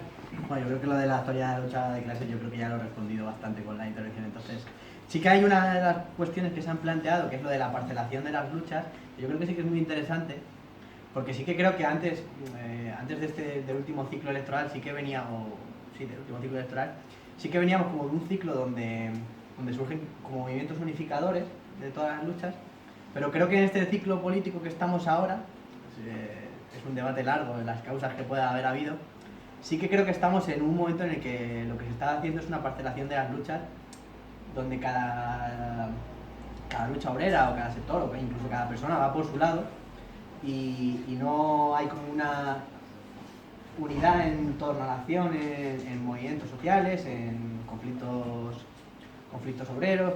Yo creo que un caso muy ejemplo, que ha sido además muy claro, que ha sido además ahora bastante mediático, creo que es el de los becarios de cocina, donde además, como se hacía como que eso era una opción individual, donde cada uno decidía si trabajaba o no, podía tener las condiciones para estar ahí explotado sin cobrar o cualquier cosa. Y creo que ese es un ejemplo muy claro de ese individualismo que se está dando y que también nos están invitando a meter desde los medios de comunicación, porque al final era eso.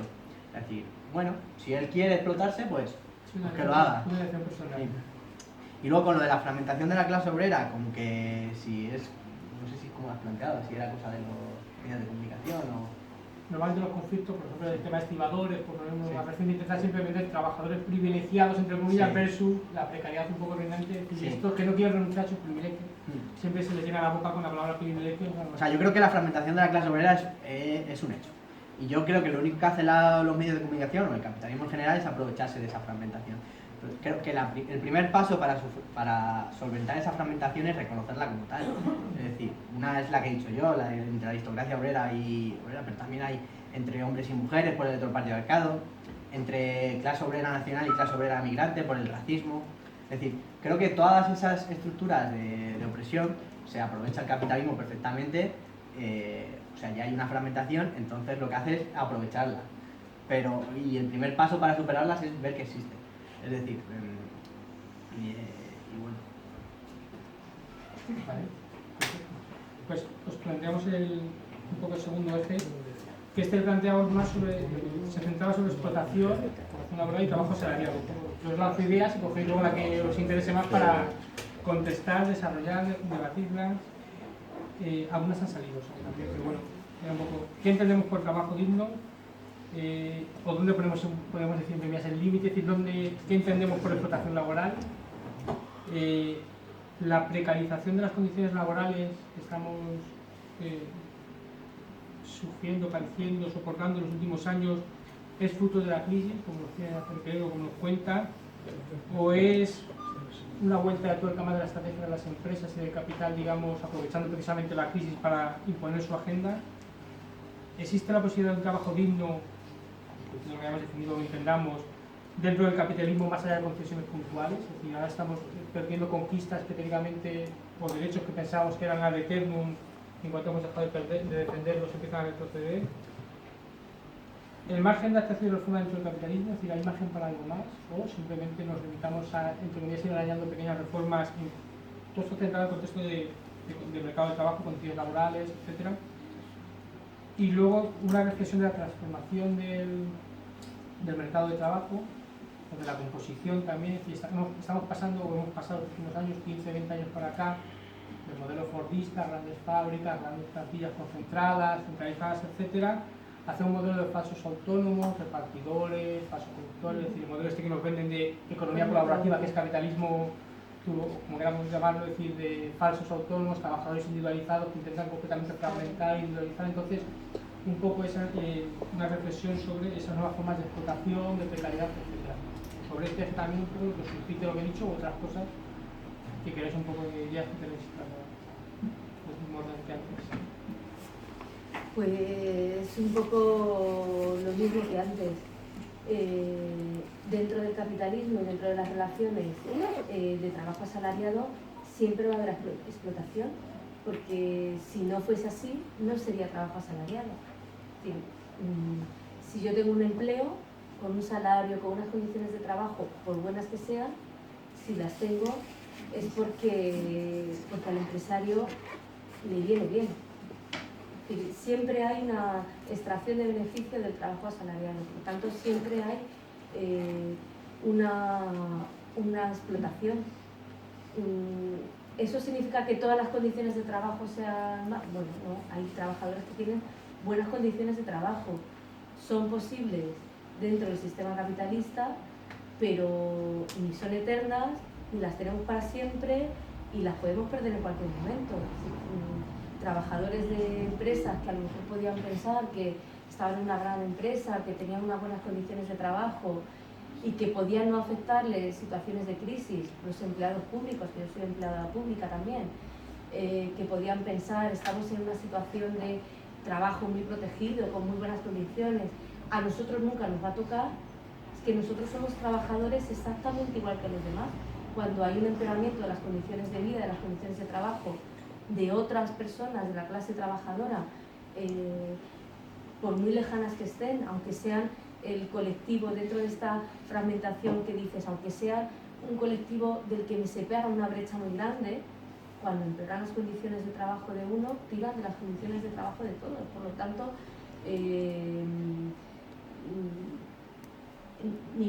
ninguna mejora es para siempre.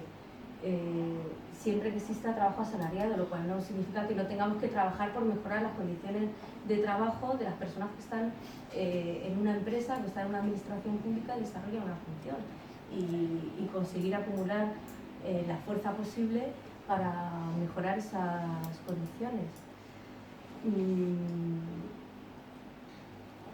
Las transformaciones del mercado de trabajo pues también se han dicho, o sea, ha habido una situación en la que se ha destruido empleo y el empleo que se crea es extraordinariamente precario. La mayoría de los contratos que se firman son contratos temporales. En la Comunidad de Madrid, la mayor parte, además de los contratos temporales que se firman, son de menos de 6 días, es decir, es una rotación tremenda, y eso es posible primero porque el empresario tiene a su disposición, puede hacerlo, tiene la capacidad de hacerlo, cuenta con las herramientas legales para poder mantener a los trabajadores en una continua rotación, y también porque han optado colectivamente por un modelo productivo en el que no es necesario un trabajador con una formación alta. Es decir, en 6 días no te da tiempo ni a ver lo que hay en los cajones de la empresa donde te manden a trabajar. Es decir, son trabajos que exigen poca cualificación y que eso permite rotar mucho a los trabajadores.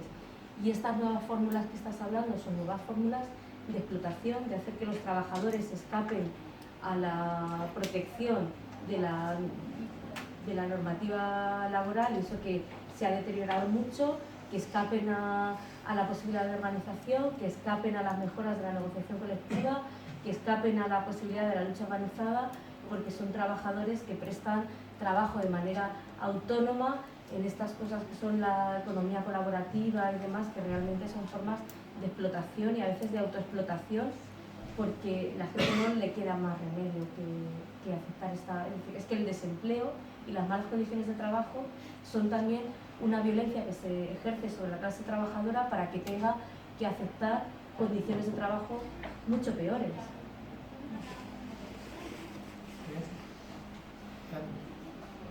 yo creo que antes he hablado del tema de esto también, referido. Entonces, hay una cosa, el trabajo digno, ¿qué entendemos por él? Realmente lo decía Eva, no hay trabajo digno, por decir, ensalzado ahí de la leche, pero bueno, hay trabajo digno con condiciones laborales, con condiciones ambientales y condiciones de trabajo más o menos, y salariales, que yo considero que es el trabajo digno y que además le guste al trabajador o trabajadora, que sea, si tiene la profesión de maestra, por decir algo, pues que sea profesora o maestra en su oficio, o el mecánico, el albañil, lo que sea, en su oficio, para el que ha dedicado unos estudios o una formación, etcétera. Eso es lo que yo considero un trabajo realmente digno y en unas condiciones de trabajo laborales pues que sean aceptables. Pero en el momento que hay ahora, es que hay muy pocos trabajos dignos, porque vamos a salto de mata, hay la precariedad en el empleo o la temporalidad, lo que hace es todo lo contrario, porque no hay especialidades, no se especializa nadie, lo que antes eran los gremios, por decir de alguna forma, ahora eso no es que no exista, pero que es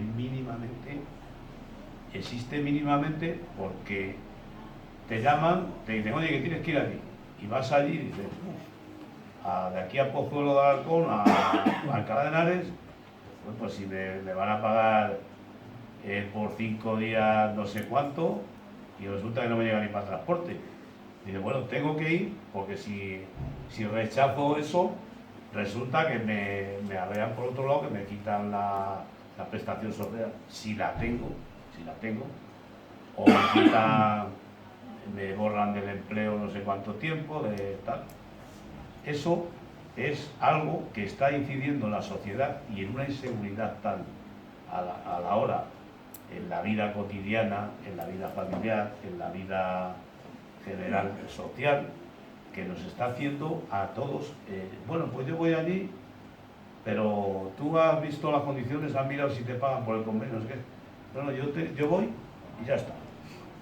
Porque es que si no, pues no tengo seguridad social, no cotizo, no tengo para comer, y claro, con eso se están aprovechando, el capital está aprovechando de que nosotros, además de que vamos individualmente, lo individualizamos, nos individualizan, nos hacen individualmente y no colectivamente. Luego, lo que nos hace es decir, bueno, pues tú te voy a pagar 4 horas, pero resulta que trabajas 12.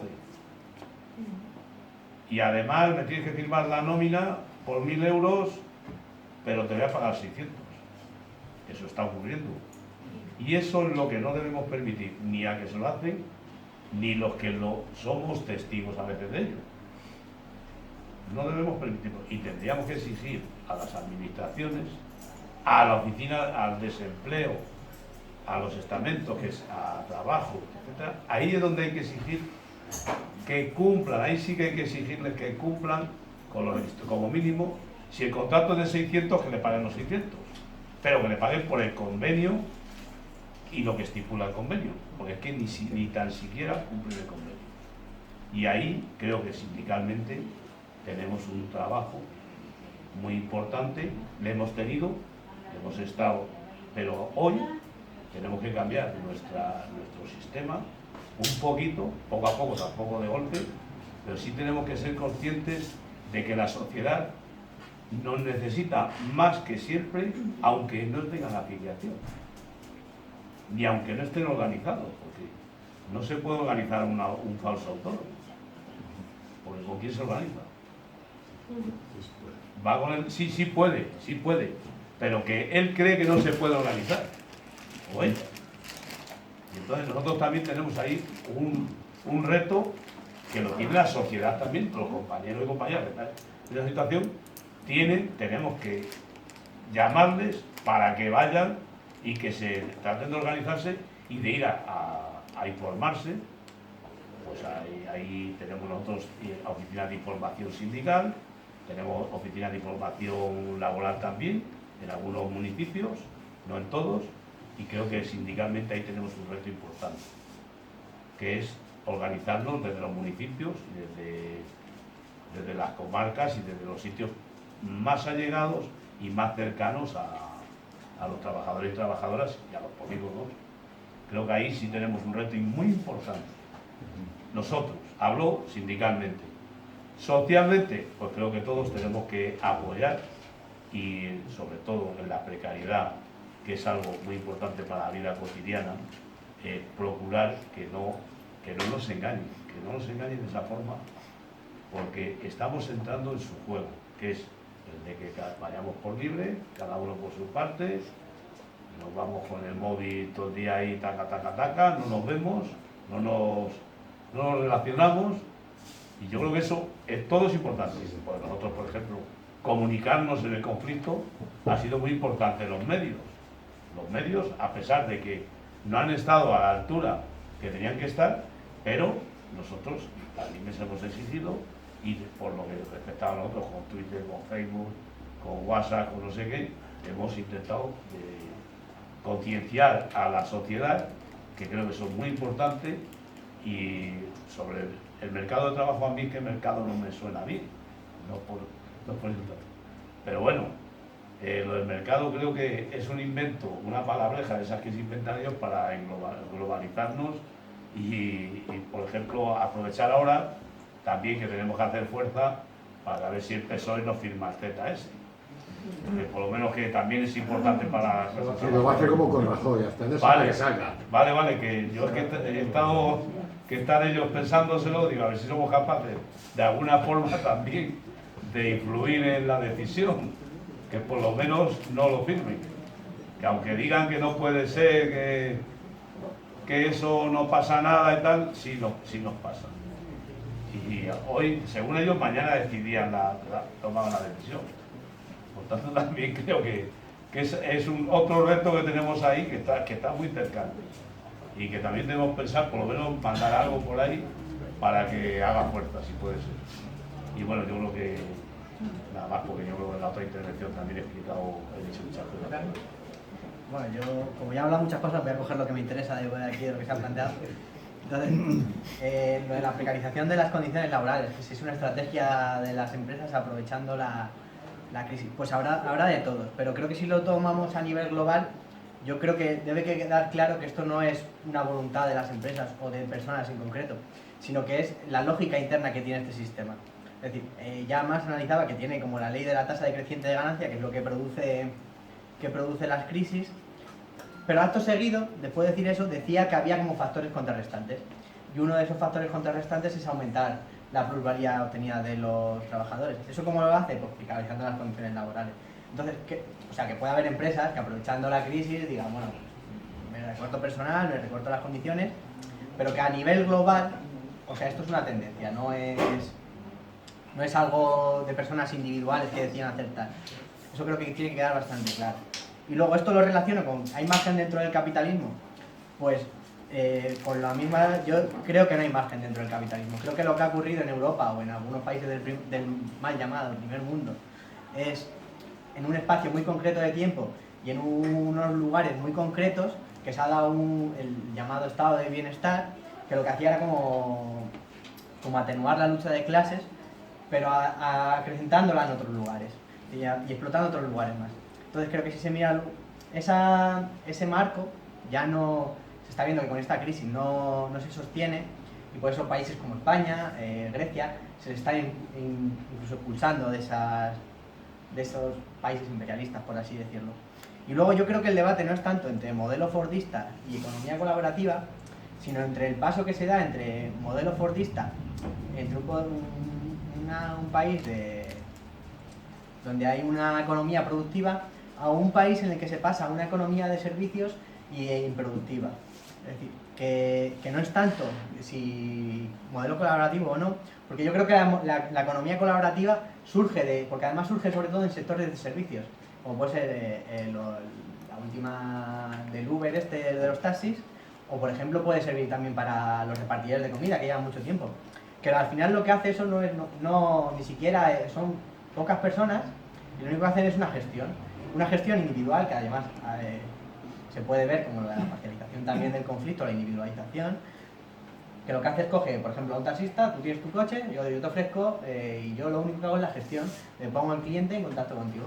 Eso es la economía colaborativa. Entonces creo que el debate no es tanto entre modelo fordista, entre modelo fordista y economía colaborativa, sino entre el modelo productivo que teníamos antes y el modelo de servicios improductivo que tenemos ahora.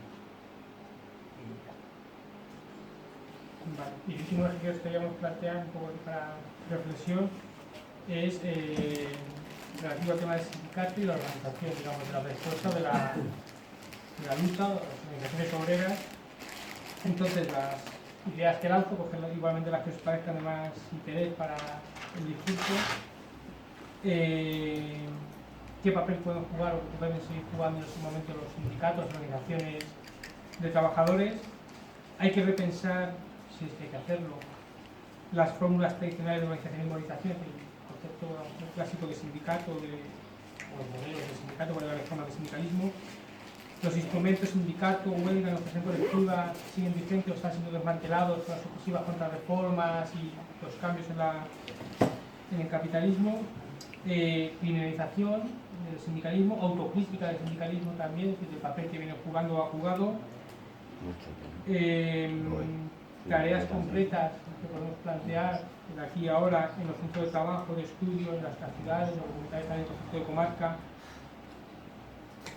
Nuevas formas de organización que revitalizan o superan o desbordan el sindicato tradicional, y se me ocurre la PAC, las Kellys, por ejemplo, también son organizaciones de trabajadoras que, digamos, desbordan los sindicatos formalmente. En Madrid y en Barcelona, en otras ciudades, sindicatos de inquilinos, por ejemplo, también para responder a la emergencia habitacional. Y luego también una reflexión que la habéis sacado con el tema del sindicato y papel, y por qué en algunos casos sí se dan luchas parciales de resistencia exitosas, en su momento el de Sinte, Coca-Cola ahora, o la huelga de colectivos muy, no me gusta hablar corporativos, pero sí muy cohesionados, tipo doctores, etcétera. Y sin embargo la incapacidad de la huelga como instrumento más colectivo de conjunta social para hacer frente a agresiones no locales o concretas en una empresa o en un sector, sino un poco, bueno, con esas reflexiones e ideas, coger lo que queráis y compartirlo con los asistentes. Este es el último bloque, un poco de preguntas, luego ya si hay tiempo y ganas, pues sea un poco pregunta libre. ¿Empiezo yo también? Sí. Bueno, yo me imaginaba que había estado, pero claro, y se iba a preguntar sobre el sindicato, pero esto es para desarrollar el plan de acción completo. Coger lo que queráis, yo lanzo muchos Pero anzuelos. bueno, a ver, yo quería empezar por una cosa que se ha dicho.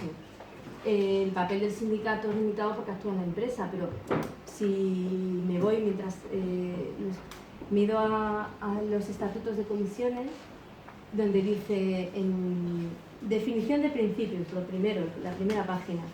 Los principios en que se inspira el sindicalismo de nuevo tipo de la Confederación Sindical de Comisiones Obreras son, y lo primero que dice es reivindicativo de clase, y ahí dice cuáles son los principios de justicia, libertad, y la última frase, se orienta hacia la supresión de la sociedad capitalista y la construcción de una sociedad socialista democrática. Otra cosa es que lo hagamos bien. Pero claro, luego bajas un poquito más y te dice, entre otras muchas cosas, que es democrático, independiente, participativo y de masas, de hombres y mujeres, te dice sociopolítico y te dice, además de reivindicar la mejora de las condiciones de vida y de trabajo de todos los trabajadores y trabajadoras, asume la defensa de todo aquello que les afecte como clase en la perspectiva de la supresión de toda opresión, explotación, especialmente si esta se produce contra menores, bueno, defensa de diferentes reivindicaciones, diferentes colectivos. Esto ya es casi una página, entonces me lo voy a saltar. Esto está así en los 23 años, me parece, que llevo afiliada a Comisiones Obreras. Nunca ningún afiliado ha presentado ninguna enmienda para que Comisiones Obreras deje de orientarse hacia la supresión de la sociedad capitalista. Y mientras no se suprima la sociedad capitalista, habrá trabajo asalariado, y todo trabajo asalariado tendrá explotación. Pero el sindicato tiene las dos patas. Cada día, cada uno de los que estamos en una organización sindical salimos a pelear condiciones de trabajo, a pelear mejoras, a ir a mesas de negociación, a organizar conflictos, a responder a una huelga, a asesorar a trabajadores desempleados para que encuentren un trabajo donde seguramente los exploten. Yo me en mi sector para que entren 1.000 o 2.000 o 3.000 compañeros, si hay un poco de suerte, que serán trabajadores explotados, aunque seguramente las condiciones de explotación que tienen en mi sector, por muy duras que son y por mucho que han retrocedido nuestras condiciones de trabajo, las querrían muchos trabajadores también. Es decir, claro que jugamos con esa contradicción. Nosotros trabajamos cada día para mejorar las condiciones del empleo concretas en cada sector, en cada empresa, mejorando los convenios colectivos y cuando no se aplican, que es también, y haciendo que se cumplan. Después de negociarlo y acordarlo, hay que hacer que se cumplan, que es otra tarea. Y yendo a la inspección de trabajo, y no se va a la inspección de trabajo para decir, es que aquí hay una relación asalariada y por tanto de explotación, es que aquí hay una cesión ilegal de trabajadores, es que aquí hay un incumplimiento, es que aquí hay trabajadores fuera de convenio o trabajadores a los que no se les pagan las cotizaciones a la seguridad social o no cobran su salario. Y eso es el trabajo, el día a día, y eso son prácticamente todas las energías de una organización sindical. ¿Significa eso que lo de superar el capitalismo lo hemos dejado en una frase en los estatutos y nos hemos olvidado de ello? No, el reto es que nosotros también tenemos que seguir avanzando en eso. Y en eso se avanza haciendo confluir las luchas que tenemos. A ver, hay empresas que han sido capaces de, por responder a lo que preguntabas, de armar y consolidar luchas heroicas, como la de Sintel, como la de Coca-Cola, que han hecho además cosas muy parecidas. Los de Sintel iban al 8 de marzo, al orgullo gay, a las manifestaciones de enseñanza, siempre con sus camisetas, siempre con sus conflictos. Es decir, eran capaces de hacerse visible en el resto de conflictos. Los de Coca-Cola han hecho lo mismo. Yo voy a las manifestaciones de enseñanza y siempre veo a la gente de Coca-Cola, siempre junta, siempre con sus camisetas, siempre dando las hospadillas cuando pasan. Pero desgraciadamente, y aunque sean un ejemplo para el conjunto de la clase trabajadora, no todas las empresas pueden llevar a cabo una lucha de años, una lucha como la que ha tenido Coca-Cola. Por eso necesitamos también armar movilizaciones generales y movilizaciones de clase. Necesitamos una huelga general, porque la huelga general da respuesta a las necesidades de todos los trabajadores en todas partes para acabar con las bases de la explotación, aparte del sistema capitalista, la legislación y el comportamiento de las empresas, el comportamiento generalizado de las empresas. Necesitamos estar organizados más allá del centro de trabajo. Necesitamos elaborar y tener posición política, sobre todo porque todo lo que nos pasa fuera de la empresa también nos afecta como trabajadores. Nos afectan las leyes en educación, nos afecta cómo se organiza la sanidad, nos afecta cómo se organiza el mercado farmacéutico, nos afecta hasta el tiempo, cómo se organiza el transporte, cómo se organiza el territorio, todo tiene una lectura de clase. Y nosotros necesitamos superar el estar en el centro de trabajo, estando también en esos espacios de lucha. Y el sindicato tiene por delante muchísimos retos. Tiene por delante el reto de revisar los órganos de dirección y hacerlos más democráticos. Más democráticos es hacerlos más participativos desde el centro de trabajo a todo lo demás. Hacer que todas las decisiones importantes sean consultadas, tanto las de la negociación colectiva como las de la movilización, como las que afectan al diálogo social. Revisar el diálogo social, el papel del diálogo social y cómo y para qué y cómo ponemos en escena incluso como actores el diálogo social. Necesitamos tener liderazgos, formar nuevos cuadros, necesitamos renovar, no solamente porque digamos se van estos, entran otros, sino porque la gente en el sindicato se forma y es capaz de asumir responsabilidades. No vamos a conseguir que asuma responsabilidad gente nueva porque lo pongamos en un estatuto, lo digamos en un congreso. Lo conseguiremos si con la gente nueva que se incorpora somos capaces primero de afiliarles y luego de hacerles participar y de que asuman y organizar a los no organizados. Esto es fundamental, que los trabajadores autónomos, los autónomos dependientes, los precarios, los parados, los que cambian de empresa. Reforzar la pata sociopolítica, reforzar la solidaridad. Hay compañeros que tienen muy asumido que cuando hay una crisis de empleo en su empresa, ahí van todos, los de su empresa y los que están sentados a su lado, aunque estén contratados por no sé qué, o los que hacen la limpieza, pero hay otros compañeros que no, que piensan que sus compañeros son los que cobran en nómina de la empresa principal, y eso hay que superarlo. Tenemos que superar todo el problema que nos genera las fusiones y que cada vez la estructura sindical está más lejos del centro de trabajo. Tenemos que resolver los problemas de financiación, ser autónomos, no tener deudas. Esto también es muy importante, forma parte de la intendencia, pero es fundamental ser capaces de vivir con lo que tenemos. Bueno, esta serie de cuestiones no me enrollo más. Yo ya he hablado de los retos del sindicato un poco, ¿no? Pero, a ver, el sindicato pues es un ente, pero lo componemos personas. Y de las personas depende la acción sindical, depende todo.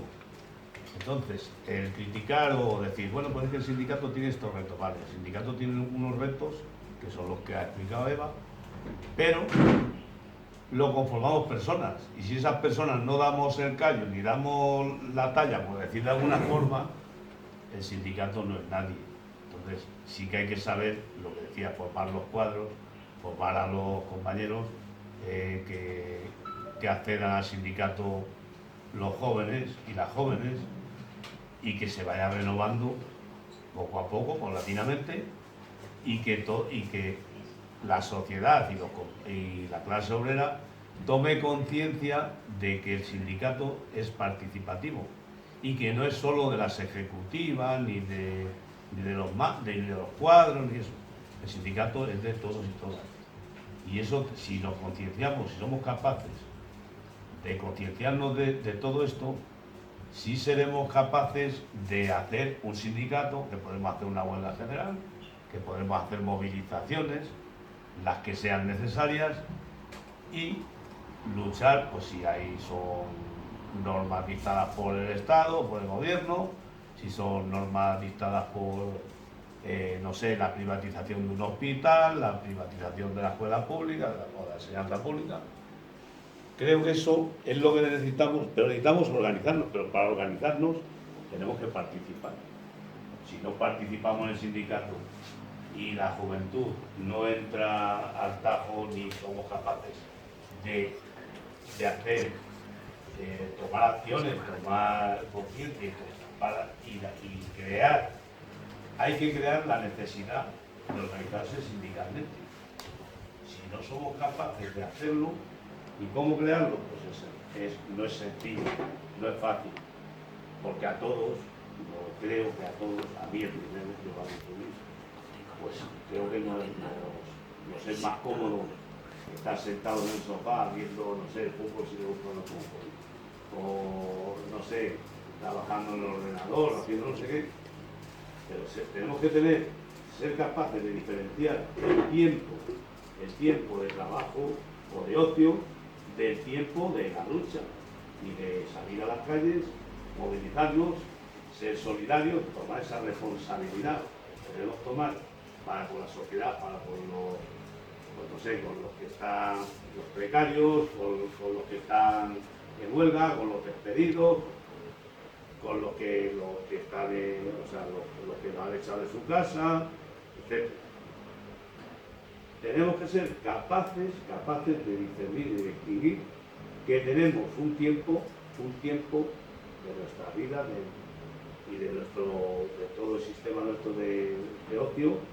También tenemos un tiempo para ser solidarios en la sociedad, para ser solidarios y crecer individual y colectivamente, porque con eso crecemos. Cuando salimos a la calle, cuando somos solidarios con alguien, cuando vamos a parar un desahucio, cuando vamos a la puerta de un hospital o a luchar por la sanidad pública, o a la puerta de la escuela pública a defender un aula, como defender que no se privatice, o como mínimo lo que decíamos antes, que como mínimo conservar lo que tenemos, como mínimo.